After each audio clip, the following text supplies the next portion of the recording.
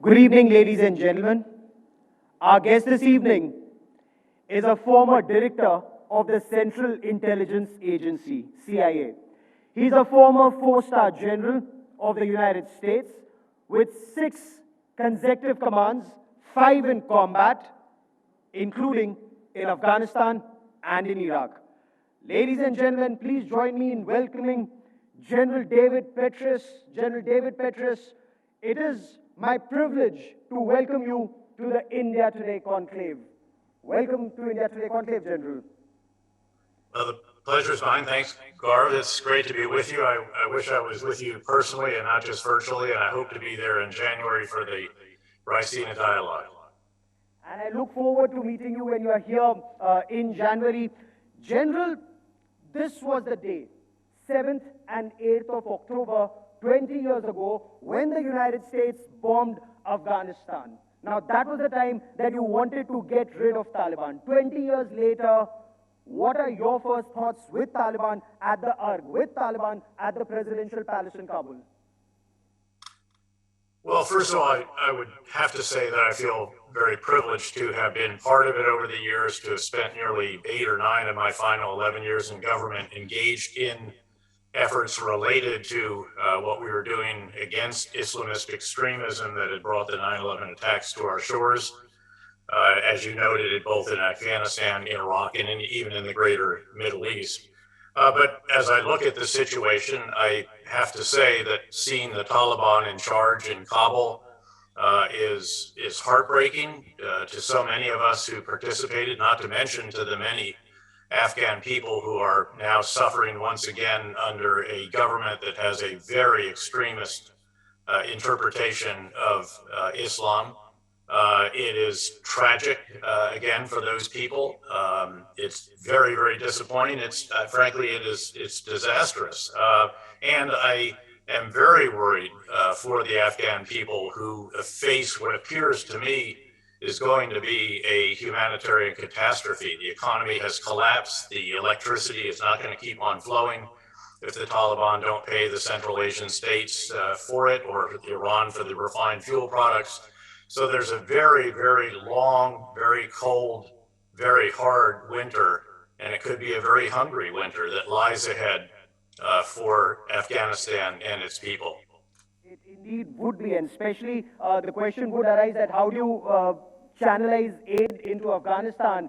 Does that mean legitimizing the Taliban? And would that also mean, Pakistan in a way will once again be in full control of the situation in Afghanistan? Is that an apprehension? Is that a fear? Or is that fait accompli?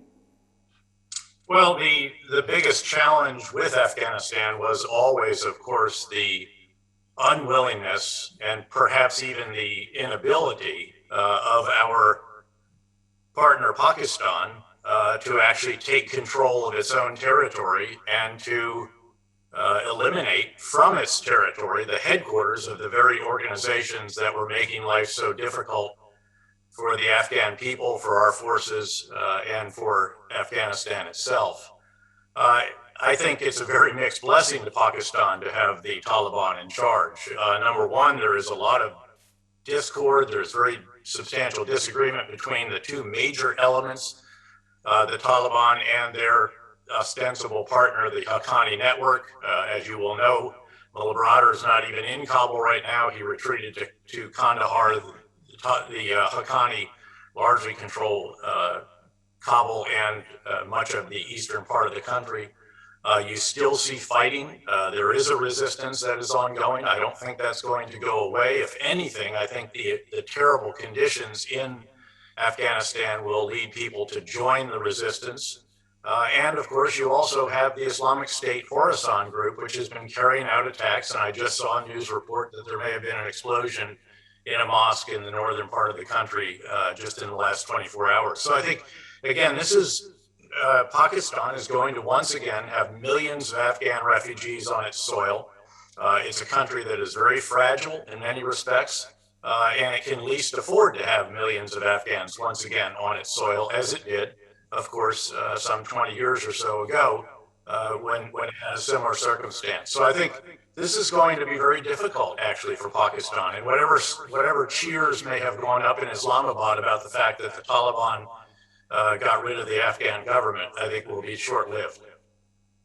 The question is, you were the commander on ground, you were the commander of the Central Command, you were the director of Central Intelligence Agency. Why did America not hit terror at source? Well, there was some of that, certainly. Obviously, we did the operation. In fact, in my final few months as the commander in Afghanistan, that brought Osama bin Laden to justice. There were numerous actions against Al-Qaeda leaders over the years. You may recall that the most dangerous job in the world, probably still was to be the number 2 in Al-Qaeda. But at the end of the day, we could not go after the Taliban headquarters that was in Baluchistan province. I used to tell the chief of army staff in Pindi, there's a reason that the headquarters of the Taliban is called the Quetta Shura. It's because they're located outside Quetta, which the last I checked is on your soil, the capital of one of your provinces, and you seem to be able to do nothing about it. But of course, we were always in a very difficult position with Pakistan. They controlled the 2 ground lines of communication in and out of the country. They did allow certain activities to go on that I can't get into in detail, particularly when I was in my last government position. And it was, there was this term that was used at times of frenemy, that Pakistan was both a friend and to some degree, an adversary, an enemy even. That was making it very, very difficult. And the single biggest challenge, of course, about Afghanistan was that the enemy headquarters that mattered most were beyond our reach.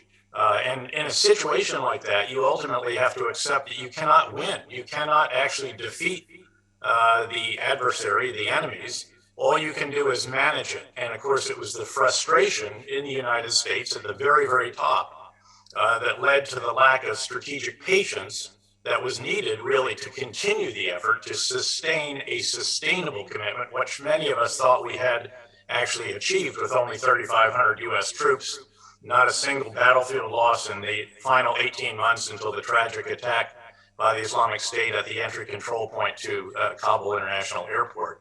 But of course, again, decision makers get paid to make decisions. Policymakers do establish policy. The decision was made. The military and the other elements in the US government all saluted smartly and implemented that policy. And we are where we are now, which is, again, I think, a very desperate situation for Afghanistan. So was this a wrong policy? Was it a wrong decision or wrong implementation of that decision? The manner in which the Americans left Afghanistan and left not just the Afghanistan National Defense Forces, but the people of Afghanistan, they were literally hung out to dry. I don't think anyone actually argues that the way the departure, the way the evacuation was carried out was smooth or orderly or something to be proud of. I think it was obviously quite chaotic.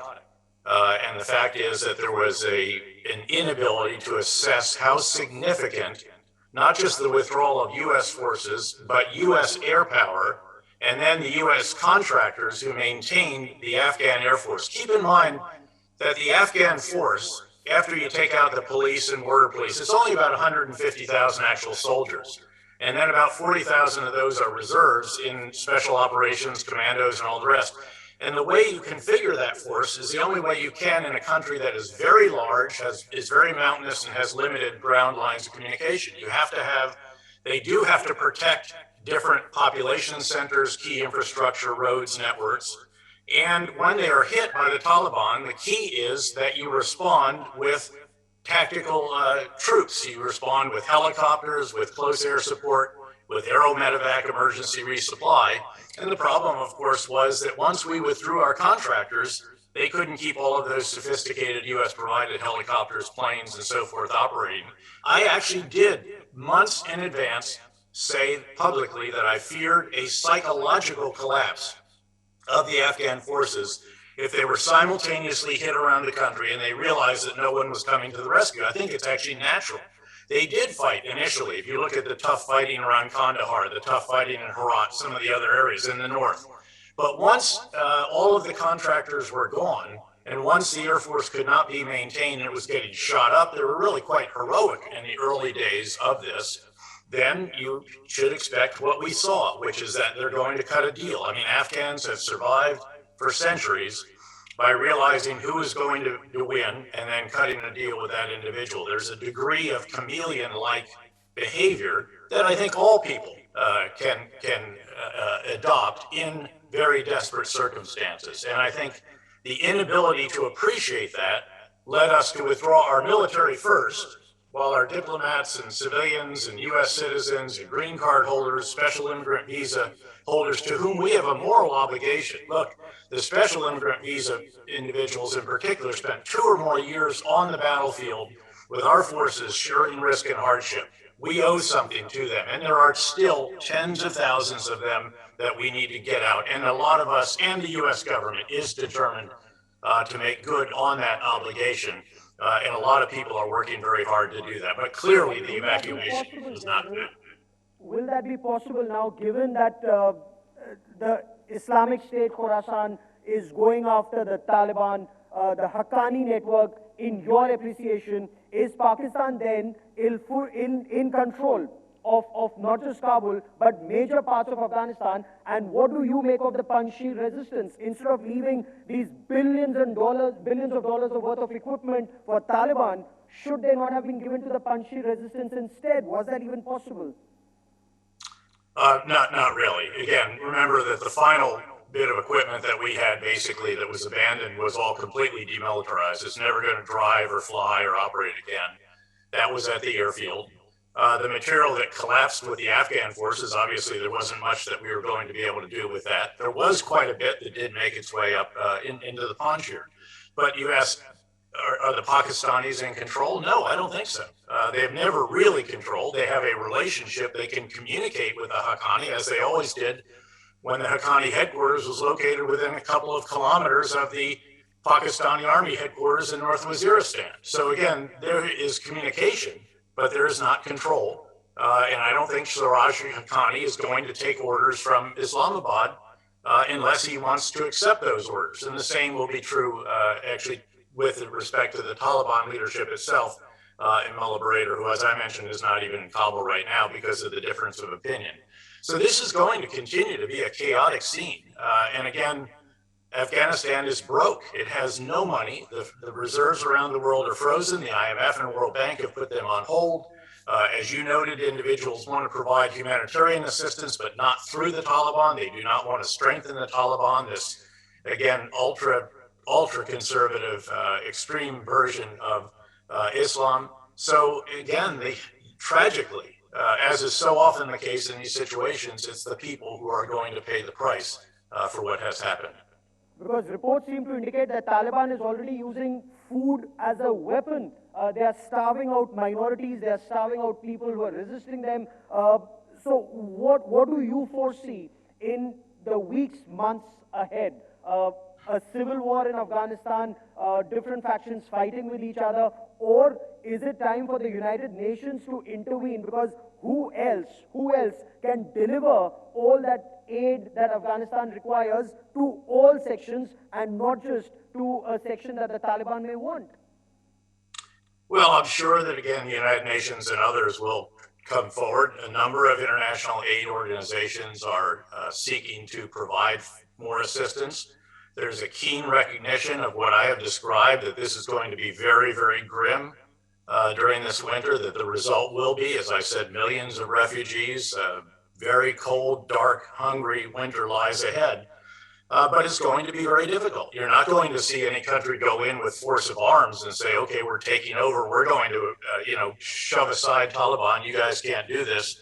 We'll take care of it for you. And clearly, there has already been persecution of minorities. There have already been Hazara. There have already been others that have been pursued by the Taliban. And the Taliban are also still in many places going house to house trying to find those individuals that worked with us, that worked with the Afghan government, that were senior individuals in the past. And again, we owe it to a number of these individuals to do everything we can to get them out. And I do think there will be some leverage because of how desperate the situation is going to be.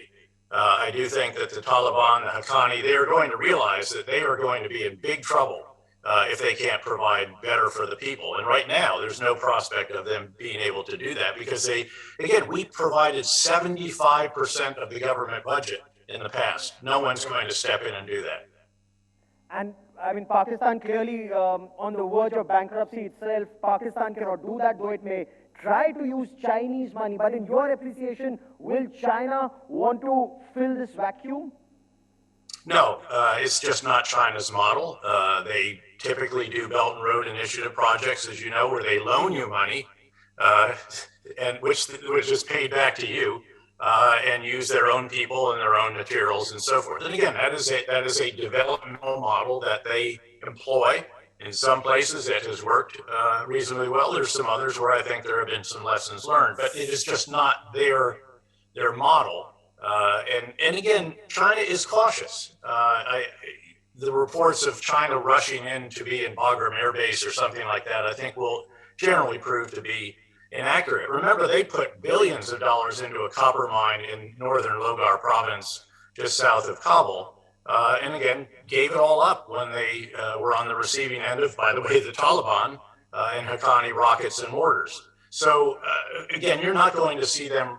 They're more concerned, I would contend, Gaurav, actually about Islamist extremism coming out of Afghanistan rather than them going in, even as attractive as the many minerals are. I mean, the mineral worth of Afghanistan is extraordinary. It is in the trillions with an S on the end of dollars. But if you can't get it out, if you don't have the lines of communication, if you don't have the human and physical capital to do that, it's very, very difficult to exploit it. So maybe over time, I would love to see some projects, actually. I'd love to see the Turkmenistan, Afghanistan, Pakistan, India pipeline come to reality. We dreamed that up when I was the commander over a decade ago.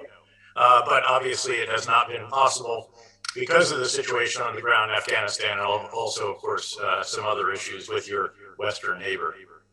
You're absolutely right, because TAPI is something, the Turkmenistan, Afghanistan, Pakistan, India pipeline is something that a lot of investment was to be made. But the point is, with an extremely unstable Afghanistan and a completely unreliable Pakistan, and your appreciation, is Pakistan, has it emerged, in your view, victorious after this? Or will Pakistan's troubles only increase, especially at the Durand line, with Taliban now saying they don't accept the Durand line? Well, again, I think that, as I mentioned earlier, any celebration that may have been seen in Islamabad should be very short-lived because of what is now going to happen. And what is going to happen in Afghanistan is going to result in massive flows of refugees into Pakistan. And Pakistan, as you noted, is already quite fragile economically, financially, even to some degree, politically and socially. And this will not help. So whatever satisfaction they may have seen in the U.S. leaving and the coalition departing and the Afghan government flying away and so forth, I think they probably will look back and ask whether it wasn't actually better before than it is now. They're also, of course, going to lose all of the assistance that we used to provide because of their role in helping us maintain our forces in Afghanistan, and an enormous amount of economic benefit that they got literally just from everything going into and out of Afghanistan, not just military goods and services, but basic foodstuffs and all the rest of that. I mean, the Afghan economy, in many respects, was built around an international presence that had money that could spend in the major cities in particular. And a lot of that came into the country, the very majority of it, of course, through Pakistan. General Petraeus, there was a video that was going viral, at least in this part of the world, and I'm sure you've seen this in America. A former Director General of Pakistan's ISI was boasting that Pakistan took US money to defeat then USSR, and then Pakistan took US money to defeat the United States in Afghanistan.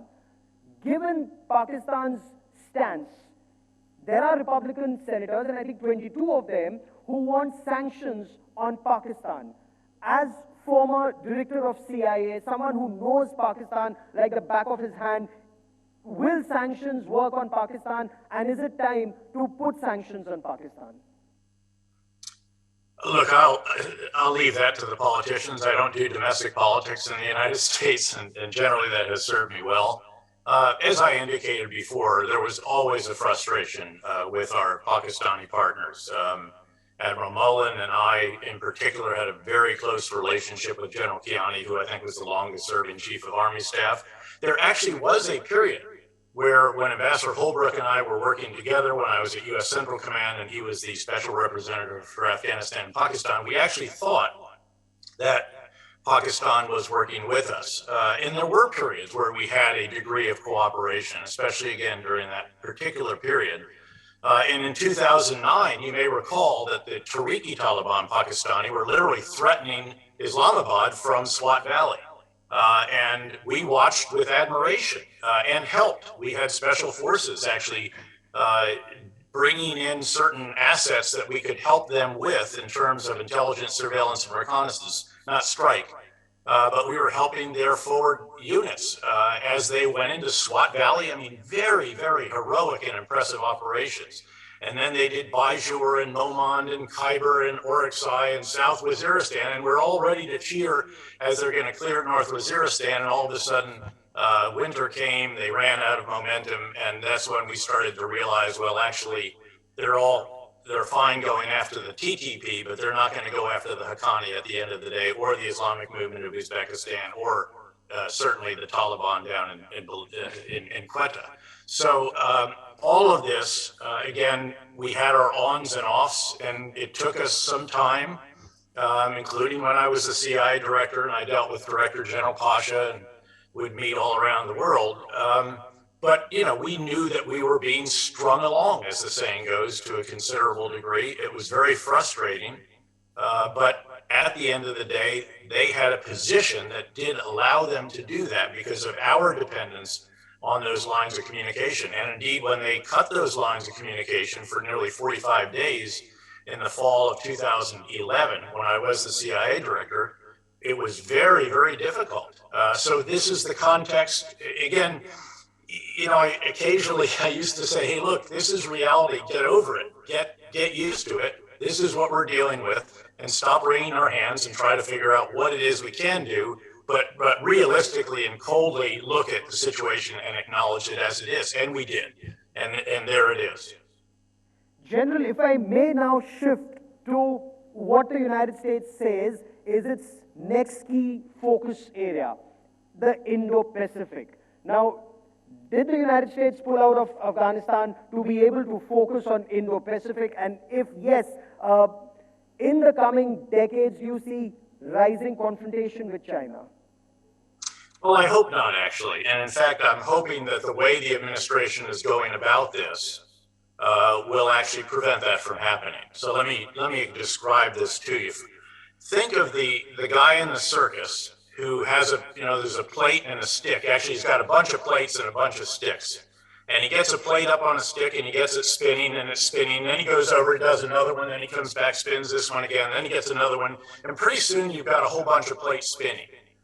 The U.S. is the guy in the circus who has to keep the most plates spinning of all. And the way the administration, I clearly come at Afghanistan from a different perspective. I would have adopted a different approach, but that's done. It is over. It didn't really free up that many troops, or anything like that, or that much money. It was only 3,500 troops, and 10 or 20 billion a year.